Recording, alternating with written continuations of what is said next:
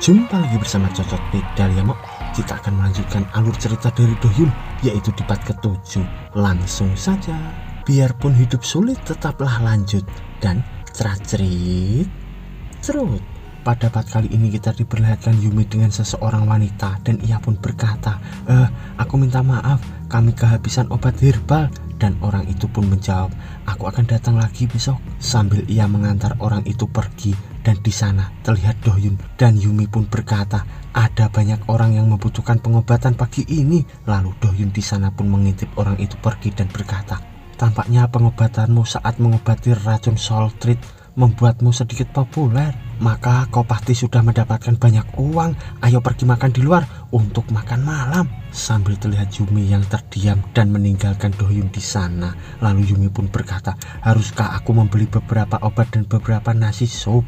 Lalu Dohyun pun menutup pintu sambil berkata, aku ingin daging. Yumi pun menjawab, maka tak usah beli apapun. Lalu Dohyun terbangun dan berkata, aku suka nasi sup. Lalu beberapa saat kemudian diperlihatkan pintu dari klinik Yumi. Ternyata terdapat anak buah Kwon di sana yang memandangi klinik Yumi. Dan ia pun cingak-cinguk di sana memandangi Yumi sambil bergumam, dia hanya bersantai di sana selama tidak ada pasien. Aku rasa bisnisnya tidak berjalan lancar. Sambil ia menatap Yumi yang sedang beristirahat. Lalu beberapa saat kemudian terlihat anak buah dari Kwon yang berkata, jadi dia hanya membuat tonik. Lalu anggota pemula itu pun berkata, itu menyedihkan bahwa dia sendirian tanpa pelanggan. Dan temannya pun berkata, tidak, kau baru saja. Sambil terlihat Kwon di sana yang berjalan. Lalu Kwon pun melirik dan berkata, kerja bagus junior. Dan anak buah di sampingnya pun berkata, baiklah, dia membuat kerja bagus. Baiklah. Lalu Kwon pun berkata, kerja bagus karena melakukan tugasmu secara jujur. Lalu tiba-tiba anak buahnya pun berbisik pada Kwon dan ia pun berkata, benar, aku menemukan sesuatu tentang bawaan si topeng hitam. Lalu ia pun membayangkan dan berkata, namanya adalah Jang Yeonchul. Aku penasaran tentangnya, jadi aku menginvestigasinya. Sambil terlihat ia membayangkan si gundul dan di belakangnya terdapat ketua peon. Lalu di sana anak buahnya pun berkata lagi, dia adalah ketua yang mengawasi obat-obatan. Lalu Kwon pun berkata, apa? Aku tidak berpikir bahwa dia hanya mengawasinya. Dan anak buahnya pun berkata juga, ada juga bawaan si topeng hitam yang belum kita tangkap. Aku rasa mereka juga bertanggung jawab dalam obat-obatan. Aku akan mencari tahu itu. Lalu beberapa saat kemudian di tempat lainnya terlihat sebuah kereta yang mendatangi tempat itu. Ternyata kereta itu dikendarai Dohyun bersama Yumi. Dan di sana Yeon pun berkata, hei Yumi, mau kemana kau? Dan Yumi pun menjawab, pergi beli obat, lalu pergi makan nasi sup. Lalu Yeon pun menaiki kereta itu juga sambil berkata, aku juga ingin nasi sup. Sedangkan di sisi Dohyun ia pun berkata, kenapa kau menaiki keretanya dengan tangan kosong? Lalu Yeon pun menjawab, tapi aku akan mentraktir kalian semua makan daging babi rebus. Di sana Dohyun pun senang dan berkata, silakan duduk di sini.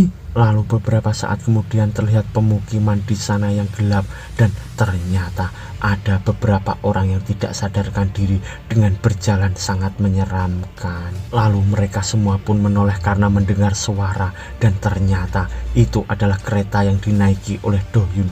Lalu mereka pun langsung berlari menghampiri kereta dari Dohyun itu. Lalu tiba-tiba Dohyun pun berhenti dan berkata, apa-apaan mereka? Dan Yumi pun berkata, mereka keracunan, jangan sakiti mereka. Dan Dohyun pun berkata, racun tidak bekerja padaku. Dan Yumi pun berkata lagi, siapa yang mengkhawatirkanmu? Kau bahkan tidak bisa mengontrol kekuatanmu, hei Yeon. Dan di sana Yeon pun berkata, ya aku tahu. Lalu Dohyun pun terdiam sambil bergumam, aku juga ingin seseorang mengkhawatirkanku tahu. Lalu terlihat Yeon yang berdiri akan menghajar mereka dan Yumi pun berkata, jangan gunakan terlalu banyak kekuatan, pingsankan saja mereka. Lalu Yeon pun berkata, tapi itu omong kosong. Dan ia pun melesat ke arah mereka dan menendang kepala mereka dengan sangat cepat. Kita dibawa di tempat lain. Di sana pun banyak orang yang keracunan dan seseorang pun memukul orang itu yang keracunan. Ternyata itu adalah anak buah dari Kwon dan ia pun melihat orang yang terkapar itu sambil berkata, kenapa mereka sangat kuat? Dan di sana terlihat anggota pemula yang sudah mengajar mereka dan berkata, di sini juga sudah selesai. Apa yang terjadi? Mereka kehilangan akal mereka. Apa mereka sadar tentang hal ini? Dan di sana temannya pun berkata, bukankah mereka orang yang sama dengan orang yang terkena racun Saltred? Lalu kita diperlihatkan di sisi Do-hyun. Ia pun berkata, wah, hal yang sama terjadi juga di sini. Ternyata ia sudah dengan cepat berada di genteng dan ia pun melihat anak buah dari Kwon yang menghajar para orang keracunan itu, dan mereka pun berkata, hei, siapa itu? Dan temannya pun menjawab, itu pria dari klinik. Itu dia. Ya, aku yakin tentang itu pasti dia. Sambil mereka berpikir dan terbengong, lalu ia pun berkata, wah, kemampuannya tidak bercanda, dia sangat cepat, tapi kenapa dia ada di sini? Lalu beberapa saat kemudian terlihat Do-hyun yang sudah turun dan menghampiri Yumi di sana. Lalu Do-hyun pun berkata, hei, bagaimana keadaannya? Lalu Yumi pun menjawab, mereka keracunan oleh racun Saltred milik Blood Horse. Dan Do-hyun pun berkata, itu juga seperti ini di tempat lain.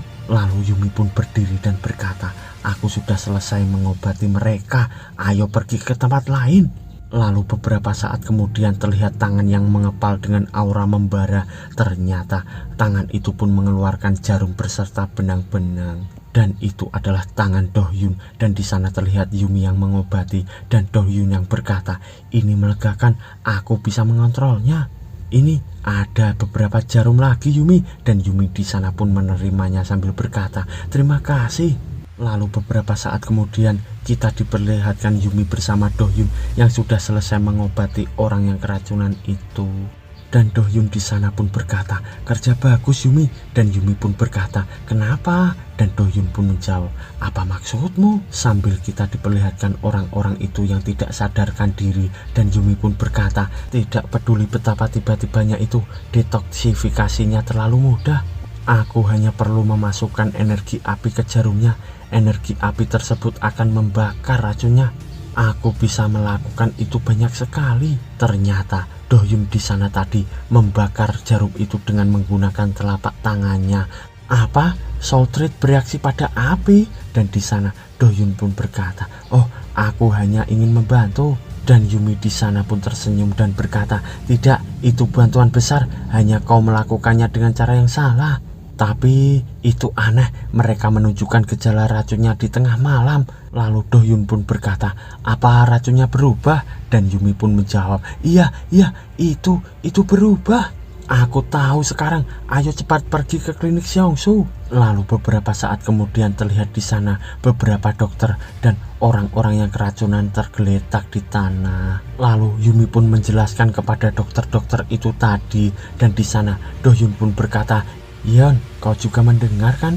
Dan di sana Yeon pun berkata, jarumu bahkan mempengaruhi orang normal.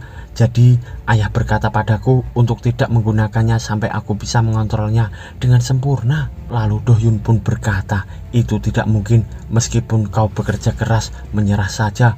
Aku menyerah untuk mengontrol kekuatanku sejak lama sekali. Dan di sana Yeon pun berkata, aku juga melakukannya dulu sekali. Sambil mereka memandangi si Yumi yang berkata pada dokter. Dan Do-hyun pun berkata lagi, kenapa klinik Seongsu mengeluarkan Yumi meskipun kemampuannya begitu hebat? Apa mereka tidak pandai menilai? Lalu Yeon pun berkata, mereka tahu kemampuan Yumi dengan baik. Itulah kenapa mereka mendengarkan. Ayahku tidak mengatakan kenapa dia dikeluarkan. Lalu Do-hyun pun berkata, aku dengar dokter itu juga membangun pengalaman mereka sendiri. Apa kau tidak punya bakat apapun seperti Yumi? Dan Yeon di sana pun berkata, aku tidak punya waktu. Aku belajar medis dan mencari uang di waktu luangku. Kalau aku mengetahuinya lebih awal, aku akan menyimpan uang sakuku. Lalu Do-hyun pun melihat ke arah Yumi dan berkata, begitu ternyata. Kau tahu, dengan memakan obat spiritual, kau bisa meningkat dengan mudah. Aku memakan semuanya dan sekarang tidak tersisa lagi. Aku seharusnya menyisakan satu. By the way, mungkin asal muasal dari kekuatan Dohyun adalah memakan banyak obat spiritual ya mo. Lalu beberapa saat kemudian di pagi harinya kita diperlihatkan pasar, dan di sana Yumi pun berkata kita dalam masalah, obat di toko tidak cukup untuk mengobati pasien sebanyak ini. Dan Dohyun pun berkata, kau sudah mengobati mereka dari tadi malam, kalau terus seperti ini kau akan pingsan kelelahan, ayo kembali beristirahat. Dan Yumi di sana pun tersenyum dan berkata, mereka yang diracuni melakukan kekerasan dan Legamurim pasti akan kesusahan, jadi aku tidak bisa menunda pengobatannya. Kalau aku tahu akan terjadi seperti ini, aku akan membeli banyak sebelumnya. Dohyun di sana pun emosi dan berkata, bagaimanapun orang dari Legamurim tidak melakukan apapun kan? Si topeng hitam itu sudah menargetkan Yumi ketika dia si topeng hitam. Lalu di sana Dohyun pun mengingat-ingat sesuatu, dan Yumi pun terkejut dan berkata, ayo cari toko dengan topeng batu, Dohyun, kau keren, sambil ia memegang tangan dari Dohyun itu. Lalu Dohyun di sana semangat dan berkata, baiklah, serahkan padaku, aku benar-benar pandai dalam mencari. Lalu beberapa saat kemudian terlihat kediaman dari ketua peon. Di sana anak buahnya pun berkata, ketua, apa Anda tahu bahwa ini adalah... Tapi tiba-tiba ia pun dilempar cangkir, dan ketua peon di sana marah dan berkata, kau bajingan gila, aku tidak tahu sebanyak itu, sambil orang itu pun ketakutan. Lalu ketua peon pun berkata, rencana awalnya hanyalah meracuni beberapa orang. Semua orang yang diracuni akan dilepas ketika Jan Yeon Seol tertangkap, jadi aku tidak bertanggung jawab atas ini. Lalu anak buahnya pun berkata, jadi bagaimana tuan? Dan ketua peon pun berkata, harusnya ada seseorang yang memprediksi semua ini, seseorang yang melukis gambar yang berbeda dariku. By the way, itu adalah kata kiasan, artinya seseorang yang melakukan sesuatu dengan ide yang berlawanan dengan ketua ya mo. Lalu ketua peon pun berkata, Blood Horse, ini semua pekerjaan Blood Horse, sambil ia terlihat emosi di sana. Lalu beberapa saat kemudian terlihat bangunan di sana, dan seseorang yang berkata, ada ribuan orang yang diracuni. Aku tidak berpikir seseorang di antara mereka mati setelah mereka menyerang. Mereka dikirim ke klinik Seongsu setelah mereka ditemukan. Ternyata itu adalah Tuan Lee bersama anak buahnya, dan Tuan Lee pun berkata, aku akhirnya bisa santai sedikit. Aku pikir itu akan berakhir kemarin malam. Dan anak buahnya pun berkata, itu melegakan Tuan. Dan Tuan Lee pun berkata lagi tentang orang yang membuat obatnya. Lalu anak buahnya pun menjawab, maksud Anda Shin Yumi Tuan? Dan Tuan Lee pun berkata, aku harus memberi dia sertifikat bukan, dan sebuah kompensasi. Dan anak buahnya pun berkata, berapa banyak yang harus saya persiapkan? Lalu Tuan Lee pun berkata, kalau itu 10 koin. Lalu tiba-tiba seseorang di sana pun berkata, korbannya ribuan orang, dan itu adalah Kwon. Dan ia pun berkata, dan dia membuat sebuah perawatan baru. Dan di sana Tuan Lee pun marah dan berkata, aku ingin bilang bahwa 10 itu terlalu sedikit tahu, 100 koin. Aku tidak bisa memberi lebih dari itu. Anggaran tidak akan cukup setelah semua uang itu dimasukkan ke kasus ini. Lalu kita dibawa di pasar lagi. Seseorang pun berkata, tapi bagaimana kau tahu tempat tokonya? Ternyata itu adalah Dohyun, dan ia pun menjawab, ingat pria yang mencoba menyulikmu di klinik? Dia seseorang dari mereka, jadi dia tahu di mana itu. Dan Yumi pun berkata, wow, untuk pertama kalinya Dohyun terlihat pintar. Lalu Dohyun pun berkata, aku selalu pintar, tapi seseorang salah paham padaku dan menganggapku orang gila. Dan di sana Yumi pun berkata, ayo cari dia sekarang, sambil ia pura-pura menunjuk ke arah sesuatu. Dan beberapa saat kemudian terlihat bangunan, dan seseorang pun berkata, kita kehabisan obat-obatan, jadi kalau kau membayarku lebih, aku akan menyimpannya untukmu, harganya meningkat pesat. Lalu seseorang pun berkata, kasusnya baru tadi malam, bagaimana bisa harganya sudah naik? Ini aneh. Ternyata itu adalah Kwon bersama anak buahnya, dan anak buahnya pun berkata, baru-baru ini kita menggunakan banyak obat medis untuk mereka yang terluka, tapi karena kasus kemarin harganya semakin tinggi. Dan Kwon pun berkata, itu semua karena si topeng hitam. Saya berharap masih ada banyak obat medis tersisa. Sambil terlihat bos ketua dan anak buahnya yang bersujud di sana. Lalu anak buah Kwon pun bertanya pada bos ketua, kau bilang kau tahu tokonya bukan? Lalu bos ketua pun menjawab, ya saya dengar itu dengan jelas bahwa si topeng hitam itu mencoba mendapat pendapatan lebih.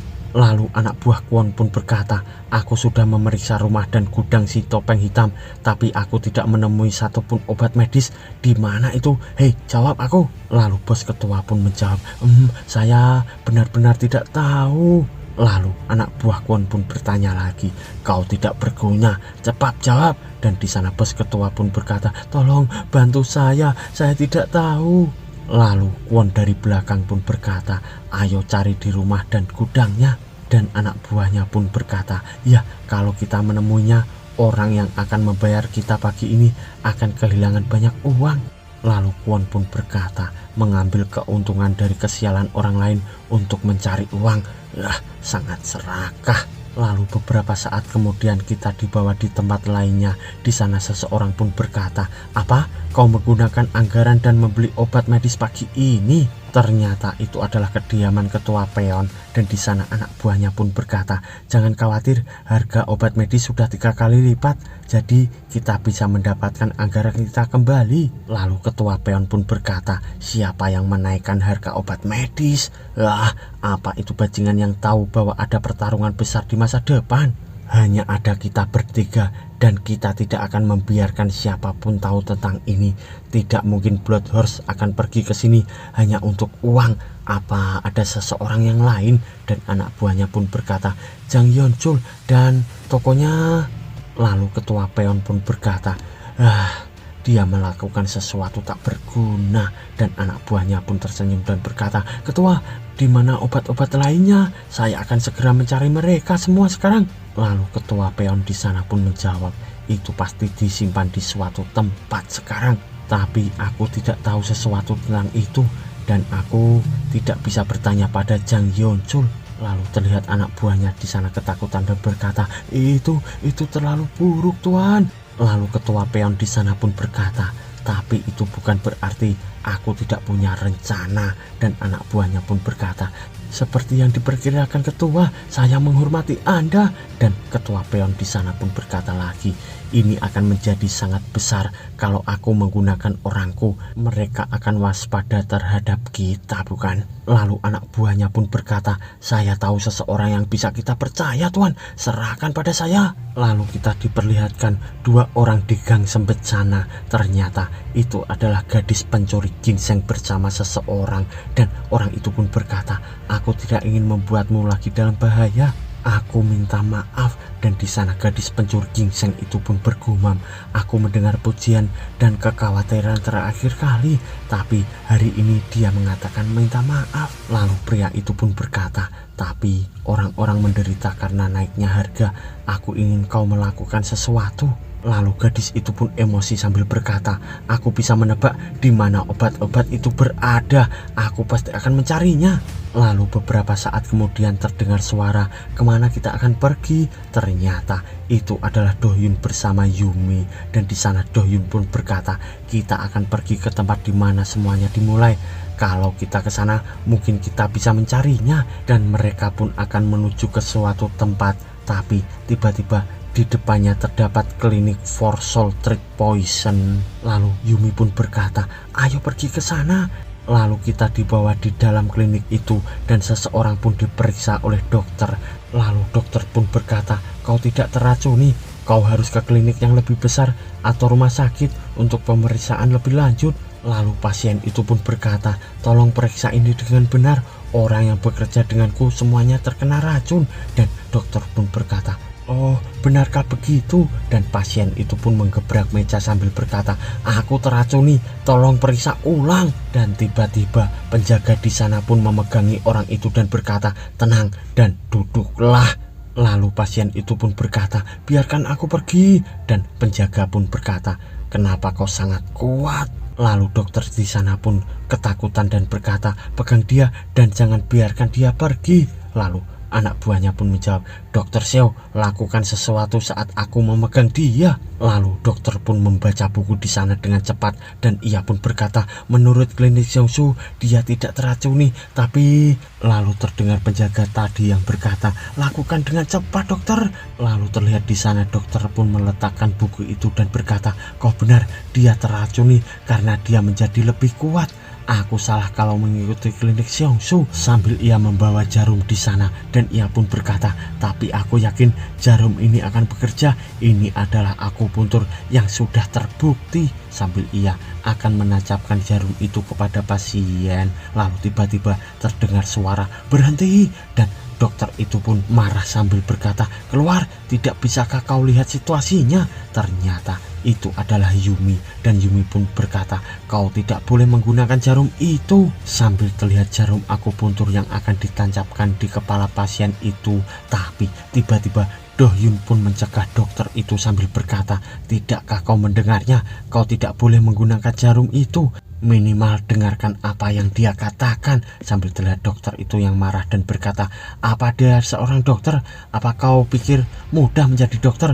Akupuntur ini sangat efektif untuk pasien teracuni.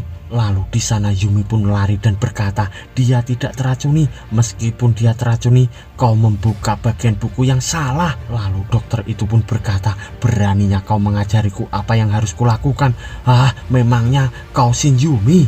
Lalu Dohyun di sana pun terbengong dan berkata, apa? Kau bahkan tidak tahu wajah dari Shin Yumi? Dan di sana dokter pun terdiam. Lalu beberapa saat kemudian di klinik itu terdengar seseorang yang berkata, aku tidak bisa menahannya lagi, tolong lakukan sesuatu.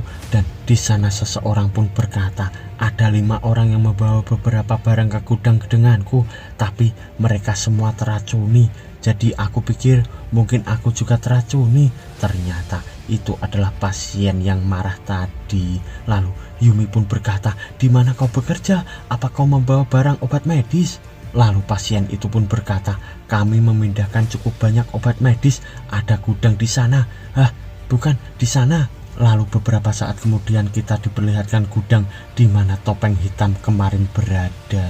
Lalu Yumi pun berkata, ini sunyi, tidak ada orang yang berlewatan juga.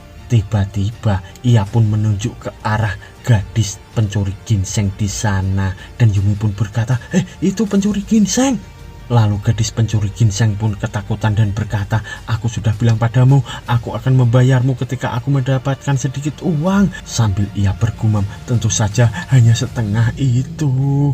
Dan di sana Yumi pun berkata, kau lari lagi, tangkap dia. Tapi tiba-tiba Dohyun sudah berada di hadapan gadis pencuri ginseng itu dan Dohyun pun berkata, pencuri ginseng, Yumi ingin aku menangkapmu. Sambil terlihat gadis pencuri ginseng itu yang terbengong dan ia pun bergumam, hah, sejak kapan dia berada di depanku? Lalu ia pun berkata, apa kau Baekdo? Dan di sana Dohyun pun terkejut dan berkata, apa Baekdo? Apa itu?